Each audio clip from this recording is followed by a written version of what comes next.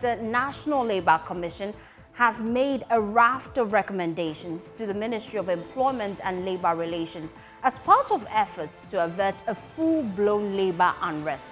5 unions, including the Senior Staff Association of Public Universities, the Ghana Association of Universities Administrators, the Tertiary Education Workers Union, TEU, have already drawn their tools protesting unresolved allowances issues.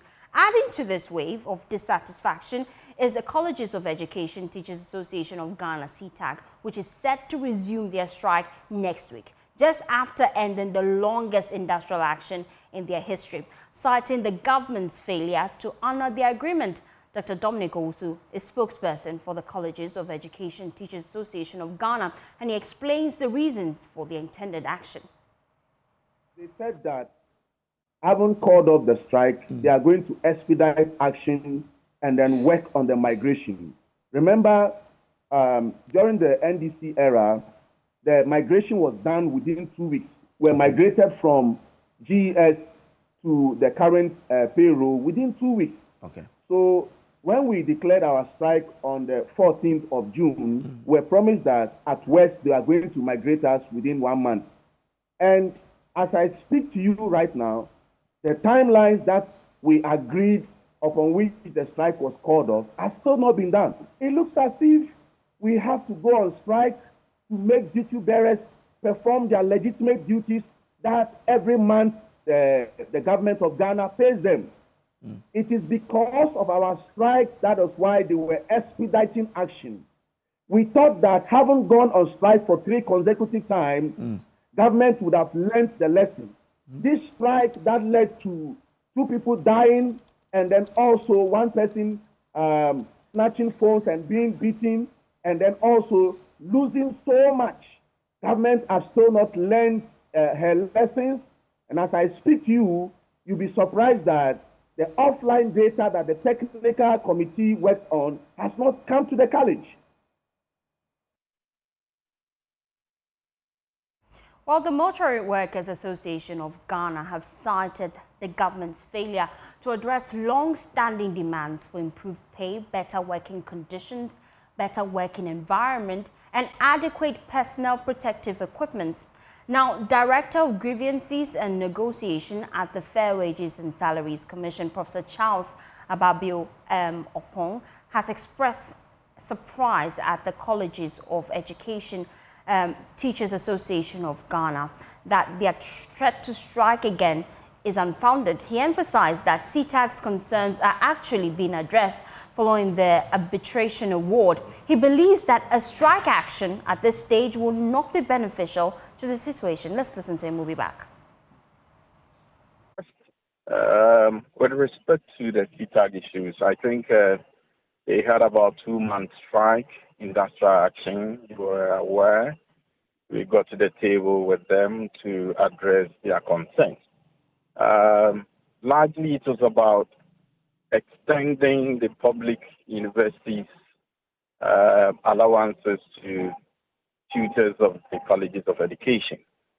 But before we could do that, we needed to conduct what we call the HR audit, of which CETAG, the regulator, did.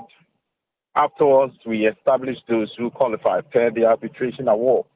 And so currently, the migration exercise is about coming to an end, which will then pave way for implementation. So those who qualify will then be giving the salaries due them in respect of the public university policy structure.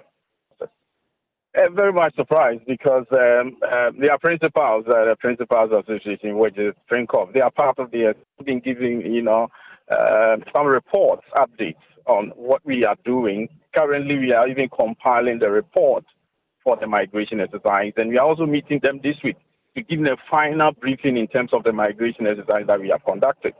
And therefore, if they intend to proceed on any other tangent, that will not help the good cause of the education system, then obviously I'm surprised because they are aware that migration is ongoing. And migration, my brother, if you really understand the processes, you realize that it is not one offshore event that you can just take. You are migrating individual tutors one by one. So it takes time. And we have been able to use a month and some few days to complete the exercise. And so we are going to engage this week to give them the final briefing. And then everything, those maybe you have some issues, they will table, we address them. Then finally, we will send it to Ministry of Finance for onward submissions to controller. And then those deserving staff obviously will be paid. So we have done our part. And therefore, I do expect that since they have been involved, their principals have been involved, they have been giving updates, they know whatever that we have been doing. I'll be very much surprised if they really want to go on strike. Well, Professor Charles Sopong stated that the Fair Wages and Salaries Commission is actively meeting with the leadership of the Mortuary Workers Association to address and resolve the implementation of their grievances as well. Regarding MUAC, which is the Mortuary Workers Union, they have also submitted some concerns. We have examined them. Fair Wages is always committed to addressing industrial issues. And we have established that the issues that they have raised largely borders on implementation, which is really within the domain of the Ministry of Health and its agencies. We are still committed, though we have been able to negotiate with them in terms of whatever that they submitted. Those agreements have been reached, but in terms of implementation, that is where the issues lie. And we are still committed to that. We have even invited them to a meeting this week to look at how best we can also facilitate implementation for.